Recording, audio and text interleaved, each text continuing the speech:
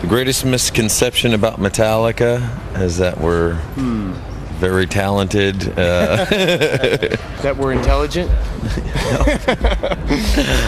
That we're heavy metal? No. That we mean well? That we're still young? That we have integrity? That we're still young and in good shape? And that we still have our ability to grow long hair? Yeah, and I also think people think we used to hang out or like live together, or like hang out in like a Metallica compound or something, you know. We actually do vacation separately and things like that, shower separately, you know. See, back then when this whole haircut thing, it wasn't that we actually got it cut, it fell out, you know, which happens to most of us by the time you get as old as we are. Actually, we have really, really high eyebrows and really low foreheads. What are the best and worst things about being in a band like Metallica? I think the best thing about being in Metallica is freedom. Metallica to me means freedom. To do what you want to do musically, to experiment and to go all over the map and have fun with it. One of the best things is just point blank, the music. The music that we create and play together is just so powerful and so magical that so many things sprout from that. You know, so many endeavors and plans and visions and goals and inspirations and messages. I mean, you know, I just have to say, just the capability that we have to make music together and the music that we make is so strong. And to me, I mean, that's so powerful, because from the music we make, I mean, so many good things come from it. I mean, it's too much to list. About the worst thing about being in Metallica, you're hard pressed to find an answer, because everything is pretty cool. There really is nothing to complain or whine about. Except jet lag and hangovers. Oh, you know.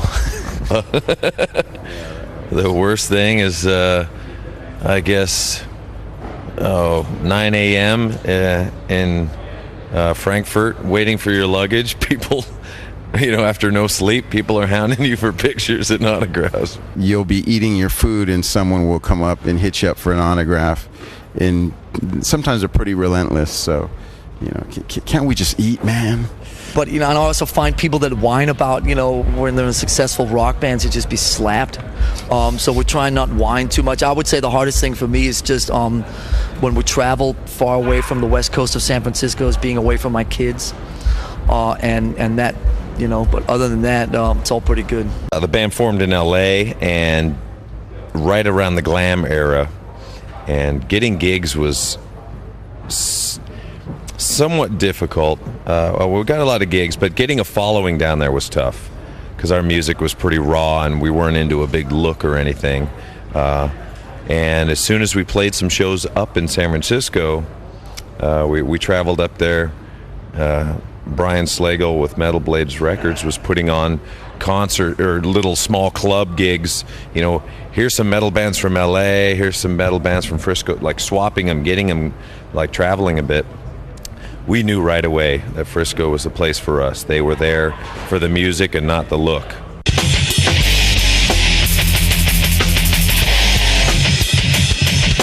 Enter Sandman, Millstone or Milestone?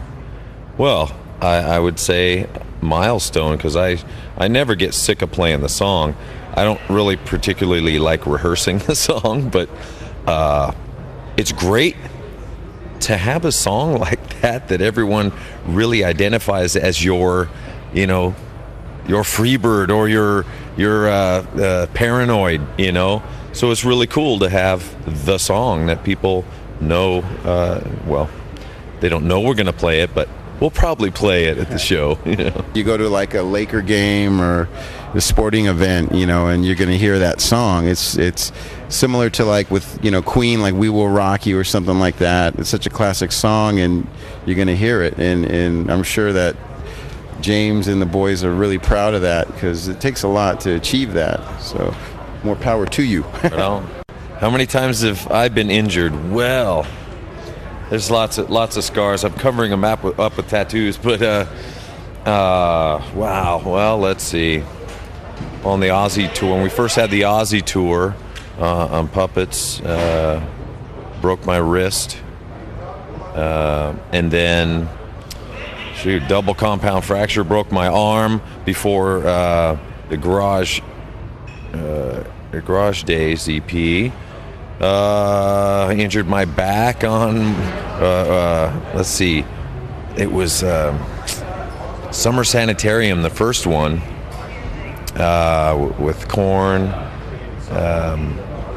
Kid Rock. Does jet ski? Yeah, jet ski, hammered my back.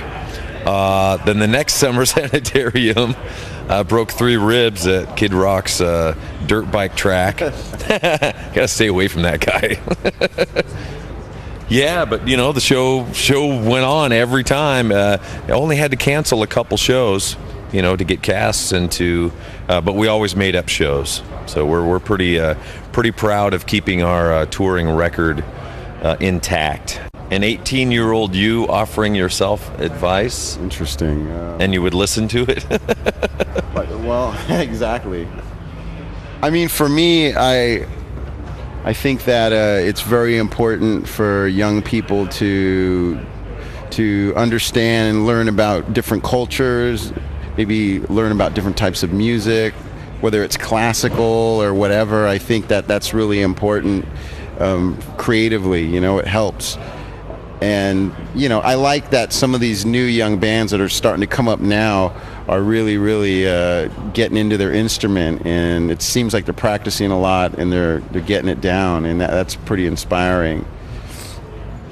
Yeah, I would say offer myself that no matter what's going on in my life or how much struggle or pain is going on, that I'm not the first one to feel that ever, and you're not alone.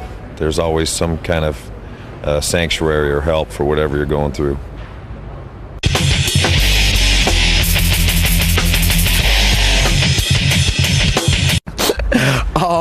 So what we were touring pretty much straight through from 03 to late 04 for about a year and a half, and then most of 05 we basically took off. We just, we'd been going close to 3 years in a row with the making of the St. Anger record and so on, so we needed some time to chill at home.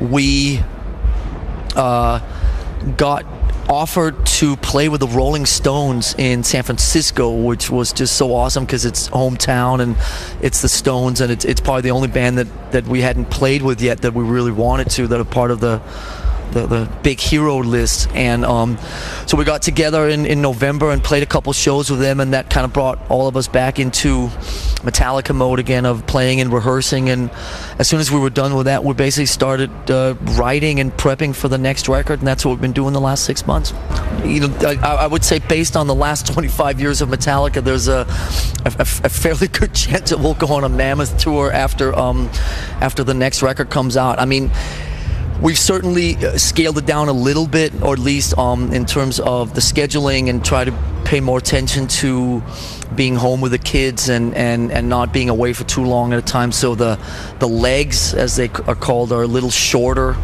than they used to be. But and I don't know if we're going to play 5 shows in North Dakota like we did in up through the 80s and 90s. But it's pretty safe to say that we'll go out and play where our fans are, and obviously we want to do that. Well, the new album, working with Rick Rubin, who's worked from, he's done Slayer, Slipknot to Johnny Cash, Beastie Boys, Neil Diamond. Yeah. He's done it all, and he's got a really a good track record. He's got a good attitude, so something's going right.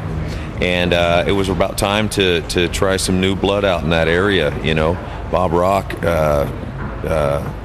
an amazing fifth member, through a lot of our times, and almost knew us too well. We needed someone else to kind of give us something else. But we're just writing a lot. Rob's contributing a lot already, and feeling really good about what we've got.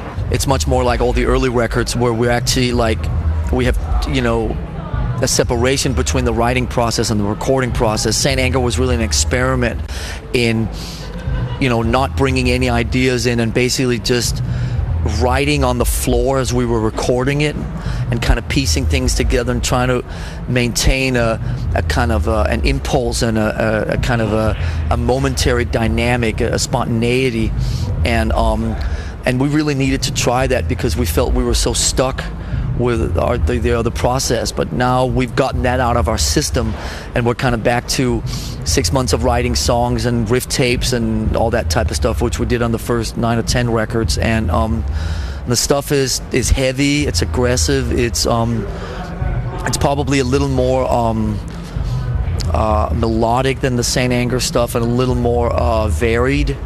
Where Saint Anger was really just about pummeling and kind of beating the listener up with the intensity of the music. This is has a little broader range to it. For me, I know that the music just kind of fuels me up. There's a lot of adrenaline that kind of kicks in, a lot of dynamics too. I know that lately we've been really fine-tuning a lot of our songs for live, and that makes it that much more exciting, that much more comfortable. So we're really excited about what we're going to be doing, coming up here with these next batch of shows we're going to be doing.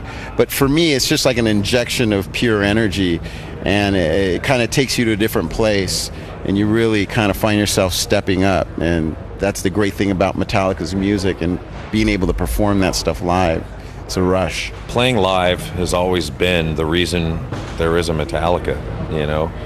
We didn't want to have regular jobs. This was going to be our job. Writing some songs is great, but going and playing live, that's how we built our fan base. That's how we, built up our chops. That's how we bonded. That's how we gained our fan base. And really playing live is just us experiencing the music right there, and I think the great thing about playing live is being in the moment and being completely screw something up. It's not the end of the world. You're up there, you're alive, things are okay.